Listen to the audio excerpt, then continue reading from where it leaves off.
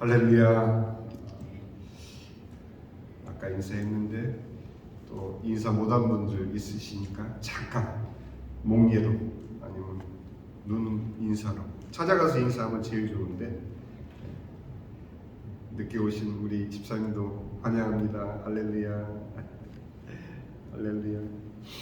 자, 우리 이제 지난번 우리는 주님의 기도 서론을 살펴봤습니다. 이제 이번과 다음번 두 번에 걸쳐서 우리는 주님의 기도에 담겨져 있는 하나님의 크신 뜻, 그리고 하나님의 우리를 향한 그 사랑, 바로 예수 그리스도를 통한 구원의 복음, 그리고 우리가 지금 살고 있지만 남은 우리의 생애는 물론이요, 우리 인간 전체를 하나님께서 어떻게 주님의 뜻 가운데로 인도하시는지, 여러분들이 이 주님의 기도를 깊이 묵상을 하시면 바로 천지 창조부터 마지막 거룩한 성 새 예루살렘 성까지의 모든 하나님의 마음이 이 기도에 담겨져 있다는 것을 여러분들이 발견하게 되실 것입니다. 그렇게 발견하신 뒤에 여러분들이 주님의 기도를 여러분들의 삶 가운데, 생활 가운데 여러분들이 실제로 여러분들의 입술을 열어서 또는 마음속으로 주님의 기도를 최소한 하루 3번 이상 5번, 번수가 중요한 건 아니죠. 그러나 그렇게 여러분들이 가장 하루의 중요한 순간순간을 주님의 기도를 통해서 내가 어디에 소속되어 있는지, 내가 어떤 자인지, 내 환경이 비록 이럴지라도 내가 누구의 자녀인지를 확인받는 것만큼 복된 삶이 없습니다. 믿으십니까? 믿으셔야 돼요. 그래서 예수님께서 그 수많은 설교 가운데 특별히 너희는 이렇게 기도하라 하시면서 기도를 특별히 가르쳐 주신 그 의미를 여러분들이 꼭 아셔야 됩니다. 오늘은 우리가 하늘에 계신 우리 아버지, 예수님 입장에서는 하늘에 계신 우리 아버지라고 그렇게 고백하셨지만, 이제 우리에게는 내 안에 계신 나의 아버지. 찬송가 가사 중에 가장 애매한 것은 날 떠나지 마시옵고, 그분은 안 떠나십니다. 우리의 생각이 내가 잘못하고 실수하면 하나님이 떠날 것 같은 자책에 쌓여서 그렇게 고백하는 것이지, 하나님께서는 한 번 택하시고 구원하신 주님의 자녀를 끝까지 지키신다는 사실 믿으시기 바랍니다. 아멘. 이 시간은 저는 그렇게 믿습니다. 우리 교회같이, 예를 들어서 우리 교회가 그래도 한 몇십 명, 몇백 명 이렇게 모이는 교회라면 분명히 바쁩니다. 이러저러한 형태로 주의 일을 하느라고 또 분주하게 움직입니다. 또 각 지체마다 맡은 일을 위해서 또 부산하게 그렇게 열심을 내면서 어떻게 보면은 인간적으로는 활기가 넘치는 듯한 그런 것을 우리가 생각할 때, 이게 교회 생활이구나 이렇게 여길지 모르지만, 하나님께서 저희 교회에 주신 축복은 바로 기도할 수 있는 축복입니다. 여러분들 기도하기 위해서 많은 사람들을 떠나서 여러분들 때로는 기도원에 가고, 때로는 여러분들 스스로의 골방에 가고, 때로는 여러분들 혼자만의 시간을 마련해서 기도하는 이유가 무엇입니까? 방해받지 않기 위해서, 진정 하나님과 나 단 둘의 관계에서만 그 기도를 통해서 주님과 교제하기 위해서, 그렇지 않습니까?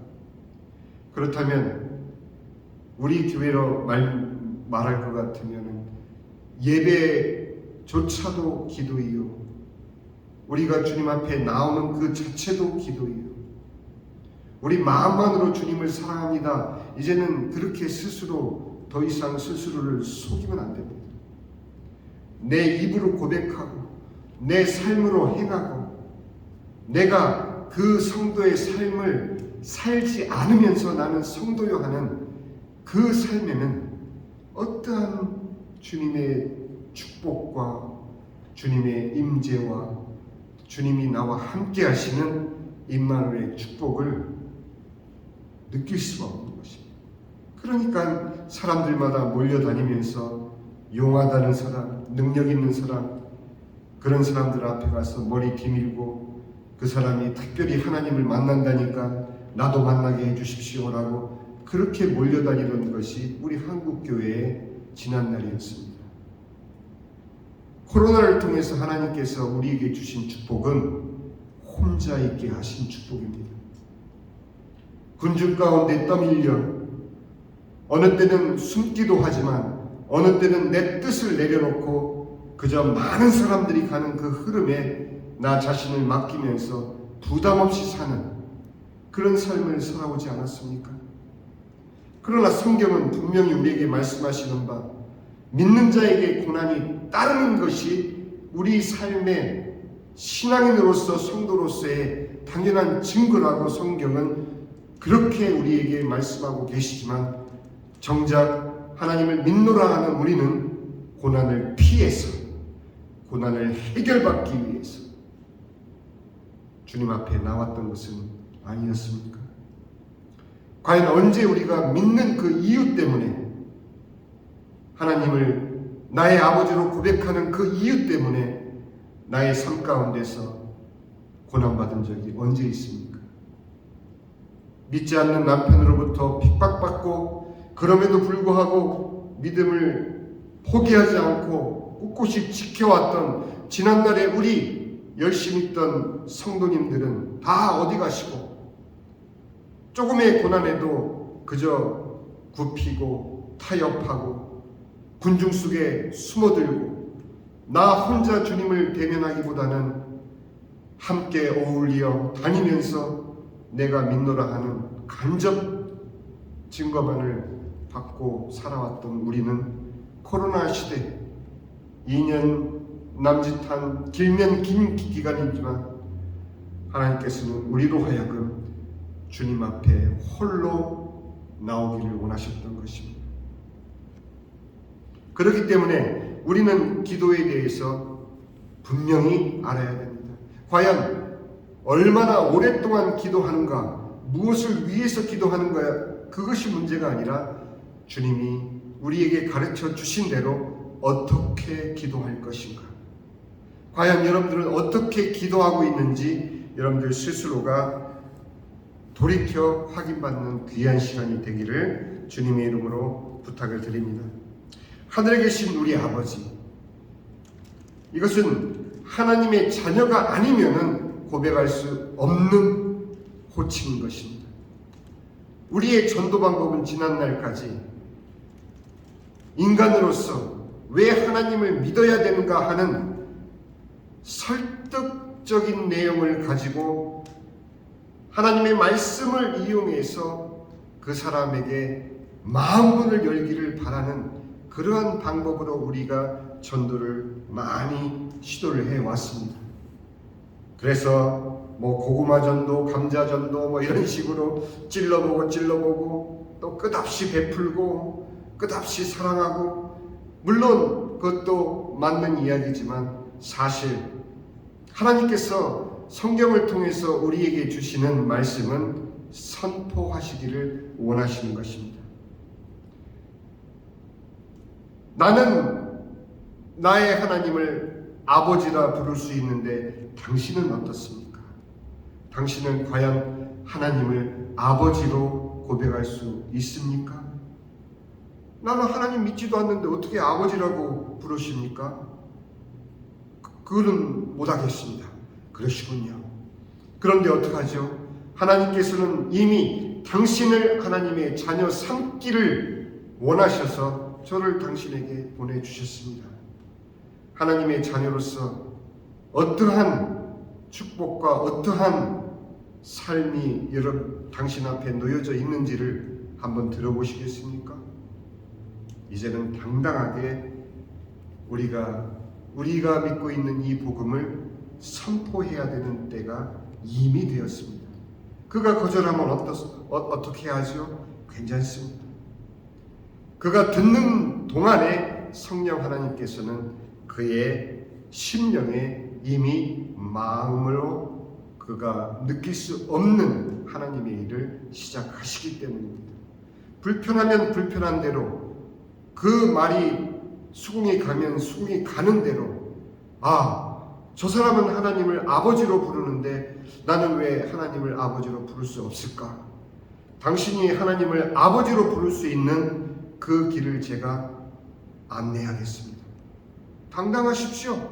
이제는 하나님을 믿는 이 믿음이 여러분들에게 얼마나 복된 것인지, 하늘에 계신 우리 아버지, 그냥 단순한 호칭이 아니라는 것, 바로 하나님께서 천지와 인간을 창조하신 목적이 바로 이 하늘에 계신 우리 아버지, 이 호칭에 담겨져 있다라는 것을 여러분들 상고해 보시기 바랍니다.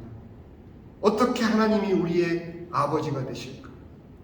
하나님께서는 분명히 태초에 라는 말씀 가운데 하나님의 우리를 향한 목적과 이 천지 만물을 만드신 목적을 담겨 놓으셨다라고 우리는 지난번에 살펴봤습니다. 태초에, 베레시트, 여기에서 베라는 의미가 바로 집이라는, 여러분들이 가장 잘 알고 있는 베들레헴, 바로 떡집이라는 의미죠. 왜 베들레헴이 떡집일까? 바로 우리에게 생명의 떡 대신 예수님께서 베들레헴을 통해서 이 땅에 오시기 때문에 그곳의 지명이 바로 베들레헴입니다. 마찬가지로 베레시트는 바로 하나님께서 우리를 창조하시고 이 천지 만물을 창조하신 이유가 무엇이냐? 다른 것이 아닌 하나님의 집을 만드시고 그 집을 하나님의 가족을 위해서 만드시는, 그것이 하나님의 이 땅을 창조하시고 우리를 창조하신 분명한 목적이라는 사실을 여러분들 다시 한번 확인하시기 바랍니다. 다르게 해석할 수도 있죠. 그러나 저는 그렇게 믿습니다. 그래야 하나님 말씀이 멀리 느껴지지 않습니다. 하나님이 나를 이 땅에 지으신 이유가 바로 나를 하나님의 자녀로 삼기 위해서 나를 이 땅에 태어나게 하셨구나. 그러면 여러분들이 과연 하늘에 계신 우리 아버지, 아바 아버지라고 하나님을 부를 수 있는 나의 신분이 얼마나 복된 하나님의 자녀로서의 신분인지를 확인받게 되는 것입니다. 하나님의 가족을 위한 하나님의 집, 그것이 하나님께서 이 땅을 창조하시고 우리 인간을 창조하신 목적이고, 그것은 완성되는 그 하나님의 뜻이 완성되고 섭리가 완성되고 그 목적이 다 이루어지는 계시록 21장 1절에서 7절까지의 말씀을 여러분들이 다시 한번 읽어보시면, 내가 새 하늘과 새 땅을 보니 처음 하늘과 처음 땅이 없어졌고 바다도 있지 아니하더라. 하나님께서 진정 하나님의 집을 지어 가시기 위해서, 만일 아담과 하와가 에덴 동산에서 범죄하지 않았다면 하나님께서는 에덴 동산을 하나님의 집으로 만드시기 위해서가 아니라 바로 하나님의 진정한 집으로 아담과 하와를 데리고 가셨을 것입니다. 그들이 정말 하나님의 말씀에 순종하여 동산 중앙에 있는 생명나무와 선악을 알게 하는 나무, 그 두 나무의 실과를 보면서 하나님이 먹지 말라 하신 그 선악과를 먹지 않고, 너희가 모든 동산의 각종 나무의 실과는 자유롭게 먹을 수 있으나 선악을 알게 하는 나무의 실과는 먹지 말라 하신 그 말씀, 그 하나가 바로 아담과 하와에게 피조물로서가 아닌 하나님의 자녀로 완성되는 축복의 기회였다는 사실을 여러분들 잊지 마시기 바랍니다. 선악과를 왜 만드셨나? 그거를 만들지 않으셨으면 우리 인간이 이렇게 원죄 가운데 시달리지도 않았을 텐데, 그런 말씀은 이제 더 이상 하지 마십시오. 선악과는 반드시 피조물인 우리가 하나님의 자녀로 완성되기 위해서 하나님의 말씀을 순종하는가 순종치 않는가의 분명한 중앙선처럼, 도로를 여러분들 운전하시다 보면 중앙선이 그려져 있지 않습니까? 그 중앙선은 바로 약속인 것입니다. 당신은 왼쪽으로 가고 당신은 오른쪽으로 가고 중앙선은 절대 넘지 않으시면 당신은 안전하게 도착지에 도착하게 됩니다. 이게 아주 간단하고 단순한 교통법규 아닙니까? 하나님께서 우리 인간에게 선악과를 먹지 말라 명하신 것은 너는 피조물로서 나의 말을 순종할 때 하나님의 자녀로 완성되는 그 축복을 내가 너에게 주기 위해서 선악과를 먹지 말라 하는 중앙선과 같은 하나님의 말씀을 주신 것입니다. 어떻게 했어요? 중앙선을 넘으면 차가 없을 때는 괜찮습니다, 이렇게 핑계댈 수 있습니까? 언제 어느 때 맞은편에서 달려오는 차와 충돌할 수 있다는 것을 우리는 너무도 잘 알고 있지 않습니까? 그렇게 실패한 우리들에게 하나님께서는 이제 이 하늘에 계신 우리 아버지여라는 이 호칭 가운데 이처럼 엄청난 아웃라인, 엄청난 하나님의 섭리의 청사진이 여기에 담겨져 있다는 것을 여러분들 상고해 보시기 바랍니다. 그저 말을 정확하게 해서 여러분들이 이 하늘에 계신 우리 아버지라는 의미를 확대 해석하게 제가 만드는 것이 아니라, 이 호칭 하나에 여러분들이 어떤 존재이며 어떤 시험 가운데 실패한 그 무리들 속에서 우리가 구원받은 예수 그리스도의 그 사랑이 아버지, 하늘에 계신 우리 아버지여라는 그 호칭에서 여러분들이 확인하시길 바랍니다. 목사니까 말을 잘해서 거창하게 이야기하는 걸로 그렇게 절대 생각하지 마시고, 내가 하나님을 아버지로 부를 수 있다는 그 의미를 여러분들 생각해 보시기 바랍니다. 내게 말씀하시되 21장 6절 7절 나는 알파와 오메가요 처음과 마지막이라 내가 생명수 샘물을 목마른 자에게 값없이 주리니 이기는 자는 이것들을 상속으로 받으리니 자녀들에게만이 상속을 물려줄 수 있다라는 것. 나는 그의 하나님이 되고 그는 내 아들이 되리라. 그는 내 자녀가 되리라. 이게 하나님의 이 천지를 만드시고 또 마지막에 완성하시고자 하는 바로 우리를 향한 구원의 청사진이라는 사실입니다. 두 번째, 그 이름이 거룩히 여김을 받으시오며. 자, 이어집니다. 이사야서 5장 16절에 오직 만군의 여호와는 정의로우시며 높임을 받으시며 거룩하신 하나님은 공의로우심으로 거룩하다 일컬음을 받으시니.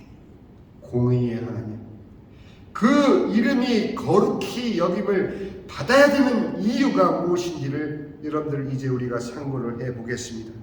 이사야서 48장 11절에 보니 나는 나를 위하여 이를 이룰 것이다. 어찌 내 이름을 욕되게 하리요. 내 영광을 다른 자에게 주지 아니하리라. 에덴 동산에 어떤 일이 일어났는지 여러분들 아시지 않습니까? 하나님께서는 우리가 우리의 모양대로 우리의 형상을 따라 우리가 사람을 만들자 하고 세 분 하나님, 성삼위 하나님은 기쁨 가운데, 흥분된 그 환희 가운데 인간을 창조하셨어요. 하나님의 이름을 걸고 우리의 형상, 우리의 모양, 우리가 그 이름이 어떻게 됐습니까? 그 이름으로 지어진 아담과 하와는 사단의 속임수에 그대로 넘어지고 말았던 것이죠. 하나님의 이름이 더럽혀진 것이죠. 이제 하나님께서 분노하십니다. 이사야서 48장 11절 나는 나를 위하여 두 번 반복하시네요. 여러분들 그 하나님의 공의로운 분노가 느껴지십니까? 이를 이룰 것이라. 아담과 하와는 비록 스스로의 자유의지를 가지고 하나님의 말씀을 순종하는 그 순종에서 실패했을지라도 이제는 내가 친히 이루리라. 내가 나의 이름을 위하여 이를 이룰 것이다. 어찌 내 이름을 내가 욕되게 하리요. 내 영광을 결코 다른 자에게 주지 않겠노라. 이 하나님의 결심을 여러분들이 그 이름이 거룩히 여김을 받으시오며 여기에서 느끼셔야 됩니다. 실패한 아담과 하와를 향한 하나님의 사랑은 단순히 우리를 구원하시고자 하는 어떤 심판조의 그런 사랑이 아니에요. 하나님은 모든 것을 걸고 창조하신 하나님의 창조물, 가장 귀한 우리를 사단에게 빼앗긴 그 자체를 분노하시면서 이제는 내가 이를 이룰 것이다 라고 스스로 다짐하시며 우리에게 선포하시는 것입니다. 그 이름이 거룩히 여김을 받으시오며. 아담과 하와의 타락, 창세기 3장 15절에 하나님께서 그들이 타락하자마자 여자의 후손을 약속하신 그 결기를 여러분들이 느끼셔야 됩니다. 그냥 수동적으로 나는 예수님 믿노라 그러지 마세요. 주님의 기도 가운데 주님은 바로 하나님의 이 심정을 담아서 우리에게 기도로 가르쳐 주신 것이라는 사실을 여러분들 아셔야 됩니다. 여러분들 라면 끓이실 때 스프만 넣으십니까? 아니면 건더기도 같이 넣으십니까? 건더기 같이 넣으시죠? 왜 웃으셔요? 안 넣으셔요? 스프만 넣어요? 건더기는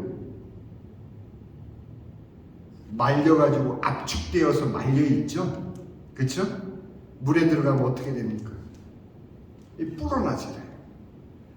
이렇게 쉬운 예를 여러분들 알려드리는데도 주님의 기도를 그저 주기도문으로 아멘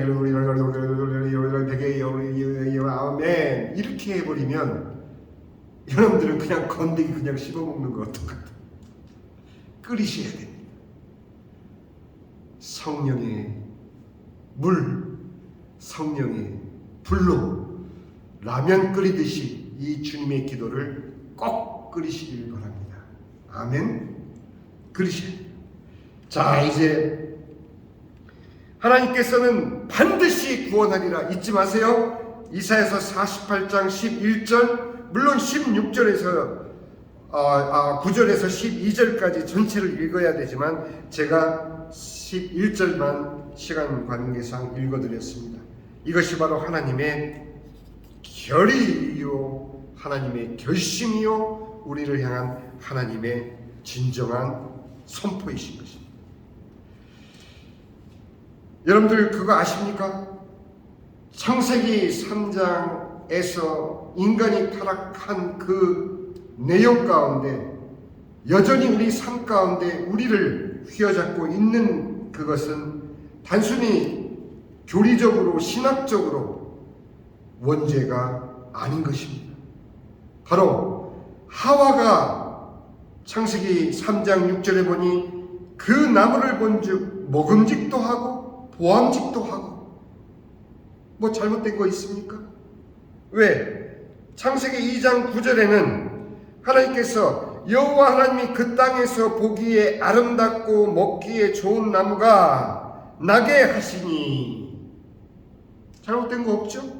하나님이 이미 보기에 아름답고 먹기에 좋은 나무를 만들어 놓으셨기 때문에 하와가 이제 그 나무를 본즉 먹음직도 하고 포함직도 한 것은 죄가 아니에요. 그죠? 그런데 그 다음이 문제인 것이죠. 지혜롭게 할 만큼 탐스럽기도 한 나무인지라. 창세기 3장 1절에 뱀은 하나님이 지으신 들짐승 중에 가장 간교하니라, 이렇게 시작하고 있습니다.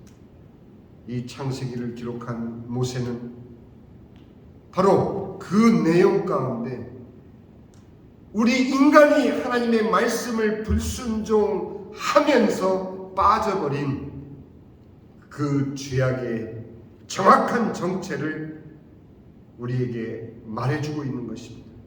지혜롭게 할 만큼 탐스럽지도 한지라. 여러분들 마음 가운데 오늘날 우리가 이 삶을 사는 가운데 우리를 지배하는 것은 솔직히 탐욕인 것이에요. 솔직히 육체의 정욕, 안목의 정욕, 이생의 자랑, 여기에 우리가 휩쓸려 살고 있었다라는 사실. 그렇기 때문에 사도 요한은 요한일서 2장 16절에 타락의 원인을 바로 육신의 정욕, 안목의 정욕, 이생의 자랑으로 분명히 우리에게 다시 확인시켜 주고 있는 것입니다.